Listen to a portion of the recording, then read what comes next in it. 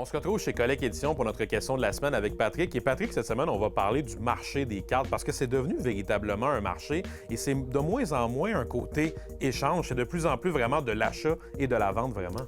Oui, avec le nombre de cartes qui existent sur le marché maintenant, ça devient difficile d'être collectionneur, finir les séries. Et même les compagnies se spécialisent moins à faire des séries qu'on peut compléter rapidement et facilement. Donc, on voit plus un aspect maintenant investisseur dans les cartes. C'est-à-dire qu'on va vraiment focusser sur certaines cartes en particulier et donner de la valeur à ces cartes-là davantage que la série au complet comme telle. Oui, un peu comme un stock market, excusez, comme une bourse. Ouais. Les gens vont prendre un joueur ou une équipe, quoi que ce soit, dire, bon, bien, c'est ce joueur-là, j'y crois beaucoup, je vais en acheter plusieurs, je vais en mettre ça de côté, je vais attendre, je vais regarder les performances, puis à un moment donné, si ça monte, je vais les vendre. On va donc regarder pour notre question de la semaine et comparer l'année 2019 et 2020 et on se demande combien y a-t-il eu de ventes de cartes supplémentaires sur eBay entre l'année 2019 et 2020? Est-ce A, 100 000 ventes de plus, B, 500 000 de plus, C, 1 million de plus ou D, 4 millions? La réponse après la pause.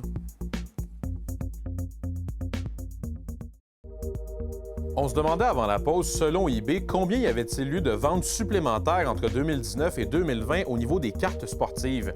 Et la réponse est D, 4 millions. Et ça, Patrick, c'est pas de dire qu'il y a eu 4 millions de ventes de cartes de hockey, c'est qu'il y en a eu de plus que l'année 2019. Alors, c'est vraiment incroyable de voir l'année 2020 à quel point il y a eu un boom au niveau des cartes. Est-ce que je me trompe en disant que la fameuse pandémie a eu son effet là-dessus? Parce que je pense que les gens ont eu du temps à consacrer justement à ce genre de collection-là. Oui, exactement. Donc, les gens, en plus de retrouver leurs cartes et leur passion dans leur grenier, souvent, dans leur garde-robe, si on veut, ils se sont mis à acheter, à dire, ah ben tiens, je vais compléter mes séries, mais aussi, surtout, à dire, ah ben tiens, je vais aller chercher plusieurs cartes de Connor McDavid ou plusieurs cartes de Carey Price et on va attendre lorsque le sport va recommencer. Et vous, comme collectionneur, je suis certain que ça doit être plaisant aussi de voir que les gens ont recommencé à avoir un intérêt qui est encore plus grand que par le passé pour justement ce genre de marché-là. Ça doit vous aider notamment à vous compléter vos collections personnelles pour le magasin et pour votre vie personnelle aussi.